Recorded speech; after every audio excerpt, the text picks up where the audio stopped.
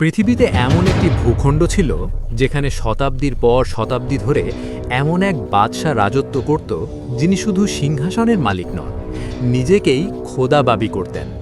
সে বলতো, मैं तुम्हारा सबसे बड़ा रब हूं। নাউজুবিল্লাহ, যার ভয়ে মানুষ আল্লাহর বদলে তাঁকে সিজদা করত। আর এক রাত এমন এলো যখন সেই বাদশার ঘুম একটি দুঃস্বপ্ন ছিনিয়ে নিল। আর যখন মৃত্যু তার সামনে এলো তখন সে এক ফোঁটা পানির শক্তির সাথেও টেক্কা দিতে পারল না।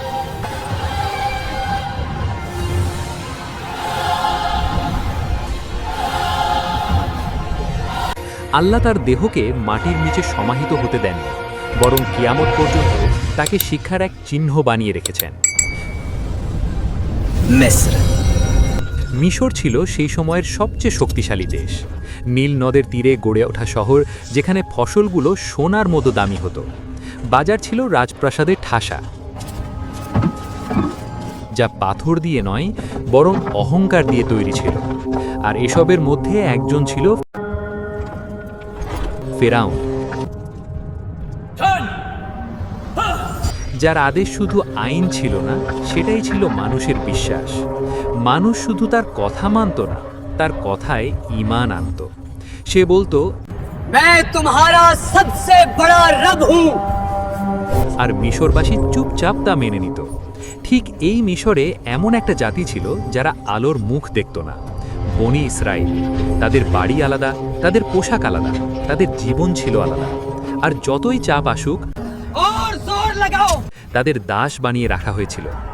তাদের পুরুষরা সকাল থেকে সন্ধ্যা পর্যন্ত পাথর বহন করত, প্রাসাদ বানাত, আর রাতে ক্লান্ত হয়ে পড়ে যেত। তাদের নারীদের শুধু বাঁচিয়ে রাখা হতো, যেন দাসত্বের এই চক্র চলতেই থাকল। ফেরাউন ইচ্ছাকৃতভাবে এই জাতিকে দুর্বল করে রাখল। Bloody civilians! রক্তক্ষরণ হচ্ছিল সাধারণ মানুষের, কারণ যে জাতি দুর্বল থাকে তারা কখনো সিংহাসন নাড়াতে পারে না। বুদ্ধিমানদের জন্য শুধু ইঙ্গিতই যথেষ্ট। ইবনে কাসিরের তাফসীর অনুযায়ী এক রাতে ফেরাউন একটি স্বপ্ন দেখল। সে দেখল বাইতুল মুকাদ্দাসের দিক থেকে একটি আগুন বেরিয়ে মিশরের ঘরগুলো পুড়িয়ে দিচ্ছে, কিন্তু বনি ইসরায়েলের ঘরগুলো নিরাপদ ছিল। ফেরাউন ভয় পেয়ে দমে গেল। এটা প্রথমবার যখন সে নিজেকে দুর্বল মনে করল। সেই রাতেই জ্যোতিষী এবং ইলমে গায়েব দাবি করা লোকদের দরবারে ডাকা হলো, স্বপ্ন শোনানো হলো এবং তারপর সেই কথা বলা হলো যা ইতিহাস বদলে দেয়। बनी इसराइल में एक लड़का पैदा होगा जो तेरी सल्तनत के जवाल का सबब बनेगा। এখান থেকেই ফেরাউনের দম্ভের চূড়ান্ত প্রকাশ শুরু হলো। যখন অহংকার হৃদয়ে বাসা বাঁধে তখন বুদ্ধি হারিয়ে যায়, আর বুদ্ধি হারালে অত্যাচার জন্ম নেয়। ফেরাউন ভেবেছিল সমস্যা হওয়ার আগেই তা শেষ করে দিতে হবে। তারপর সেই আদেশ দেয়া হলো যা সাধারণ আইন নয় বরং হত্যার পরোয়ানা ছিল। ফেরাউন বলল, बनी इसराइल के हर नए पैदा होने वाले लड़के को मार दो। শহর যুগে তলোয়ার চলল, মায়েদের কোলে শূন্যতা নেমে এলো, হাজার হাজার নির্দোষ প্রাণ হারালো। এই অত্যাচারের সময়েই মুসা আলাইহিস সালাম জন্ম নিলেন। তিনি জন্মালেন, তার মা সবসময় ভয়ে কাঁপতেন। তখন আল্লাহ বললেন, তাকে দুধ পান করাও, আর যখন কোনো ঝুঁকি মনে হবে তখন তাকে নদীতে ভাসিয়ে দিও, আর ভয় পেও না, আমি তাকে তোমার কাছে ফিরিয়ে দেব। তাফসীর অনুসারে তার মা অতি গোপনে মুসা আলাইহিস সালামের জন্য একটা ছোট সিন্দুক বানিয়ে নদীতে ভাসিয়ে দিলেন। নদী বয়ে চলছিল, আর ওই ছোট সিন্দুকটি পানির ওপর ভাসছিল। মুসা আলাইহিস সালামের মা তার বোনকে বললেন, दूर से देखते रहना मगर पास मत जाना। তার বোন নিভৃতে সিন্দুকটির অনুসরণ করতে লাগলেন। অবশেষে সেই সিন্দুকটি ফেরাউনের প্রাসাদের কিনারে পৌঁছে গেল। ফেরাউনের স্ত্রী হজরত আসিয়া যখন সিন্দুকটি দেখেন তখন সেটি খোলা হয়, এবং যেই মুহূর্তে তার চোখ ওই শিশুটির ওপর পড়ে, আল্লাহ তার হৃদয়ে করুণা জাগিয়ে দেন। उसे कत्ल ना करो, शायद ये हमारे लिए फायदामंद हो, या हम उसे बेटा बना लें। ফেরাউন শিশুটিকে দেখল, ঠিক সেই জাতির শিশু যার বংশকে সে মুছে ফেলার চেষ্টা করছিল, কিন্তু অহংকার বলে উঠল, ये बच्चा क्या बिगाड़ लेगा। আর এখান থেকেই ফেরাউনের পতনের সময় শুরু হলো। মুসা আলাইহিস সালাম আর কোনো ধাত্রীর দুধ গ্রহণ করছিলেন না। রাজপ্রাসাদ চিন্তিত হয়ে পড়ল। তখন তার বোন এগিয়ে এসে বললেন, मैं आपको एक ऐसी औरत का बताती हूँ जो उस बच्चे की परवरिश अच्छी तरह कर सके। আর যে মা তার সন্তানকে নদীতে ভাসিয়ে দিয়েছিলেন, আল্লাহ তাকে রাজপ্রাসাদের মর্যাদায় ফিরিয়ে দিলেন। সময় কেটে গেল এবং মুসা আলাইহিস সালাম বড় হয়ে উঠলেন। আল্লাহ বলেন, যখন তিনি তার পূর্ণ যৌবনে এবং শক্তিতে উপনীত হলেন, আমরা তাকে জ্ঞান ও প্রজ্ঞা দান করেছি। একদিন মুসা আলাইহিস সালাম শহরে এলেন এবং দেখলেন দুই ব্যক্তি লড়াই করছে, একজন বানি ইসরায়েল থেকে, অন্যজন মিশরীয়। বানি ইসরায়েলের লোকটি চিৎকার করে বলল, मेरी मदद करो। সেই আর্তনাদ সরাসরি মুসা আলাইহিস সালামের হৃদয়ে আঘাত করল। বিবাদ লেগে গেল। মুসা আলাইহিস সালাম এগিয়ে গেলেন। তিনি এক ঘুষি মারলে মিশরীয় লোকটি মাটিতে পড়ে গেল আর এরপর আর উঠল না। মুসা আলাইহিস সালাম বুঝে গেলেন এটি অনিচ্ছাকৃত এক হত্যাকাণ্ড হয়ে গেছে। তিনি আল্লাহর কাছে ক্ষমা চাইলেন। আল্লাহ বলেন, তারপর আমি তাকে ক্ষমা করে দিলাম, কিন্তু মিশর তাকে ক্ষমা করল না। শহরে শোরগোল পড়ে গেল, দরবারে হইচই। ফেরাউনের চেহারা ক্রোধে লাল হয়ে উঠল। আদেশ এলো मूसा को कत्ल कर दो। শহরের অন্য পাশ থেকে একজন লোক দৌড়ে এসে বলল, सरदार तुम्हारे कत्ल का मशवरा कर रहे हैं, यहाँ से निकल जाओ। মুসা আলাইহিস সালাম পেছনে তাকালেন না, কোনো সম্পদ নিলেন না, সাথে ছিল শুধু ঈমান। আল্লাহ বলেন, সে ছিল ভয় আর আশার এক সন্ধিক্ষণ। শহর ছেড়ে তিনি জনমানবহীন মরুভূমিতে বেরিয়ে পড়লেন। সেখানে তীব্র রোদ, ক্ষুধা আর তৃষ্ণা। মুসা আলাইহিস সালামের শুধু একটাই দোয়া ছিল, ऐ मेरे रब, मुझे जालिमों से बचा ले और अपनी हिफाजत के साए में ले ले। অবশেষে মুসা আলাইহিস সালাম মাদায়েনের কাছে পৌঁছালেন। শহরের বাইরে একটা কুয়া ছিল, যেখানে কিছু পুরুষ তাদের পশুদের পানি খাওয়াচ্ছিল, আর দূরে দুটো মেয়ে নিভৃতে দাঁড়িয়েছিল। মুসা আলাইহিস সালাম জিজ্ঞেস করলেন, आप दोनों कुएं से पानी क्यों नहीं ले रहे? তারা বলল, हम इंतजार करते हैं जब तक मर्द चले ना जाएं, और हमारे वालिद बहुत बूढ़े हैं। মুসা আলাইহিস সালাম একা এগিয়ে গেলেন এবং তাদের পশুদের পানি খাইয়ে দিলেন। এরপর তারা সেখান থেকে চলে গেল। মুসা আলাইহিস সালাম একটা গাছের ছায়ায় বসে বললেন, ऐ मेरे रब, जो भी भलाई तू मुझ पर उतारे मैं उसका मोहताज हूँ। কিছুক্ষণ পর একটা মেয়ে তার কাছে এসে বলল, मेरे वालिद आपको बुला रहे हैं ताकि आपका शुक्रिया अदा करें। তিনি ছিলেন বৃদ্ধ হযরত শুয়াইব আলাইহিস সালাম।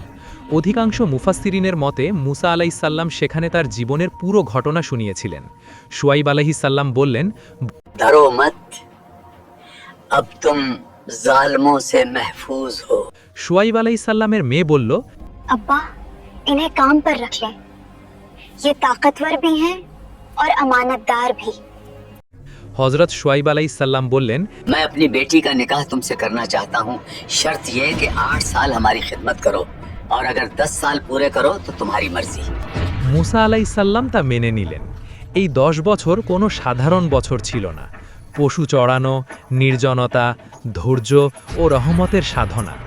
মিশরের রাজকুমার এখন একজন মেষপালক হয়ে গেলেন, আর আল্লাহ এখান থেকেই তাকে নবী হিসাবে গড়ে তুললেন। যখন সময় শেষ হলো, মুসা আলাইহিস সালাম তার পরিবার নিয়ে মিশরের দিকে রওনা দিলেন। রাতের বেলা প্রচণ্ড শীত আর মরুভূমির অন্ধকার।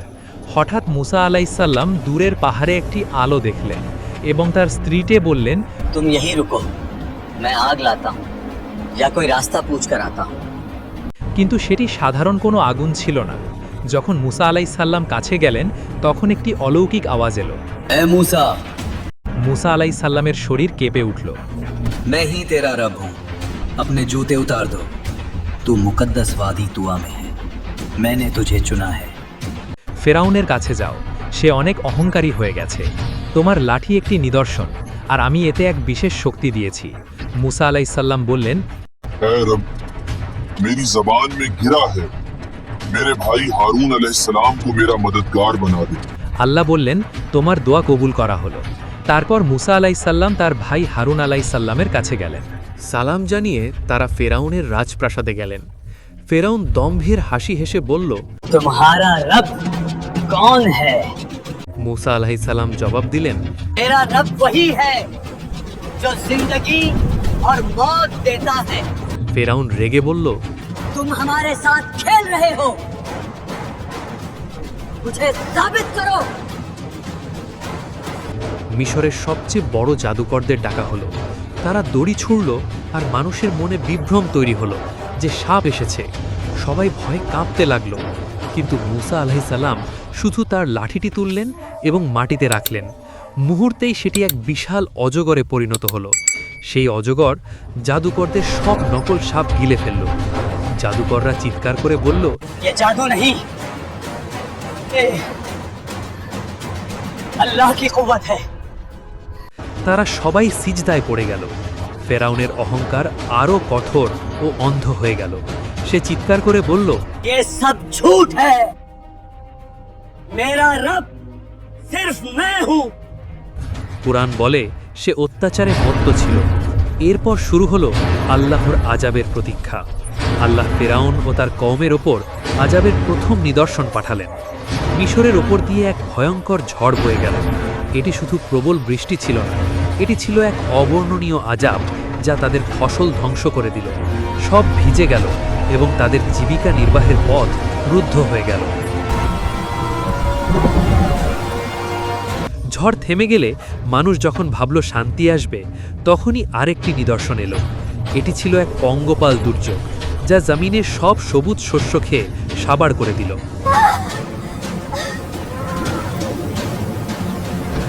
এরপর আরেকটি আযাব পাঠানো হলো। এটি ছিল উকুন বা এক প্রকার ক্ষুদ্র পোকা যা মানুষের শরীরে লেগে গেল এবং সবাইকে অসহ্য কষ্ট দিতে লাগল। এটি প্রতিনিয়ত মনে করিয়ে দিচ্ছিল যে এটি সাধারণ প্রকৃতি নয়, বরং আল্লাহর পক্ষ থেকে আসা সতর্কবার্তা। এরপর আরেকটি নিদর্শন এলো। চারপাশ থেকে ব্যাঙ বের হতে শুরু করলো। এটি কোনো সাধারণ আবহাওয়ার পরিবর্তন ছিল না, এটি ছিল এক মহা দুর্যোগ। পঞ্চম নিদর্শন হিসেবে মিশরের পানি রক্তবর্ণ ধারণ করল। মাছ মরে গেল, পানি দূষিত হয়ে উঠল। ফেরাউন আবারও বলল, ये सब मूसा का जादू है। কুরআনে আল্লাহ ফেরাউনের ওপর নাজিল করা এই সব নিদর্শনের কথা উল্লেখ করেছেন। এতে শুধু আযাব নয়, মুসা আলাইহিসসালামের মোজেজাও ফুটে উঠেছে। এরপর আল্লাহ মুসা আলাইহিসসালামকে বললেন, রাতের আধারে তোমার কওমকে নিয়ে মিশর থেকে বেরিয়ে যাও। কওম নিভৃতে তাদের ঘরবাড়ি ও সম্পদ ছেড়ে রাস্তায় নেমে পড়ল। তাদের কাছে কোনো তলোয়ার ছিল না, ছিল শুধু আল্লাহর সাহায্যের ওপর অটুট বিশ্বাস। ভোর হলে ফেরাউন দেখল বনী ইসরাইল উধাও হয়ে গেছে। তার দম্ভ আরও বেড়ে গেল। সে বলল, इन्हें हम वापस पकड़ कर लाएंगे और दिखाएंगे कि हम ही ताकतवर हैं। বনী ইসরাইল তখন মুসা আলাইহিসসালামের সাথে সমুদ্রের তীরে। তারা সমুদ্রের পাড়ে পৌঁছালো। সামনে উত্তাল ও গভীর পানি। বনী ইসরায়েল ভয়ে আর্তনাদ করে বলল, हम फंस गए। ये खौफनाक पानी हमारी किस्मत का इंतजार कर रहा है और पीछे मौत का लश्कर। মুসা আলাইহিসসালাম দৃঢ় কণ্ঠে বললেন, हरगिज नहीं, मेरा रब मेरे साथ है, वो हमें राह दिखाएगा। আল্লাহ মুসা আলাইহিসসালামকে আদেশ দিলেন, তোমার লাঠি দিয়ে সমুদ্রের পানিতে আঘাত করো। মুসা আলাইহিসসালাম আল্লাহর আদেশে পানিতে আঘাত করলেন। মুহূর্তেই পানি দুভাগে বিভক্ত হয়ে গেল। দুই পাশে বিশাল জলপ্রাচীর দাঁড়িয়ে গেল আর মাঝখানে শুষ্ক পথ বেরিয়ে এলো। সবাই অবাক হয়ে আল্লাহর মহিমা দেখল এবং সেই পথ দিয়ে দ্রুত এগিয়ে গেল। সবাই সমুদ্র পার হতে শুরু করলো। ये अल्लाह का मौजिज़ा है। ফেরাউন ও তার সৈন্যরা সেই অলৌকিক পথ দেখল। তবুও সে দম্ভ করে বলল, ये हम भी कर सकते हैं, इससे हमें कोई नहीं रोक सकता। তারা ঘোড়া ও রথ নিয়ে সেই জলপ্রাচীরের মধ্য দিয়ে অগ্রসর হলো। অহংকার এতটাই অন্ধ করে দিয়েছিল যে সত্যের সব নিদর্শন দেখেও সে বিশ্বাস করল না। যখন বনী ইসরায়েলের শেষ মানুষটিও সমুদ্র পার হয়ে এলো, আল্লাহ আদেশ দিলেন, पानी दोबारा मिलकर समंदर को बंद कर दो। মুহূর্তেই পাহাড় সম সেই ঢেউগুলো আছড়ে পড়ল। উত্তাল তরঙ্গ ফেরাউন ও তার বাহিনীকে চার পাশ থেকে ঘিরে ফেলল। প্রতিটি ঘোড়ার ও সৈনিক সলিল সমাধি লাভ করল। যখন তার শেষ মুহূর্ত উপস্থিত হল, ফেরাউন চোখ খুলে বলল, मैं ईमान लाया उस रब पर जिसे बनी इस्राइल ने माना। কিন্তু তখন আর ঈমান কবুল হওয়ার সময় ছিল না। আল্লাহ বললেন, আজ আমরা তোমার দেহকে রক্ষা করব, যাতে তা পরবর্তী প্রজন্মের জন্য শিক্ষা হয়ে থাকে। হযরত আসিয়া, যিনি ফেরাউনের স্ত্রী ছিলেন, কোরআনে তার কথা উল্লেখ আছে, যিনি আল্লাহর হুকুমে ঈমান এনেছিলেন এবং শত কষ্টের মাঝেও ইবাদতের মাধ্যমে নিজেকে নিরাপদ রেখেছিলেন। আল্লাহ তার জন্য জান্নাতে ঘর নির্মাণ করেছেন। এই ঘটনা প্রমাণ করে যে দুনিয়ার সবচেয়ে বড় অহংকারীও কেবল একটি অসহায় মানুষ মাত্র। মৃত্যু সবার জন্যই অনিবার্য।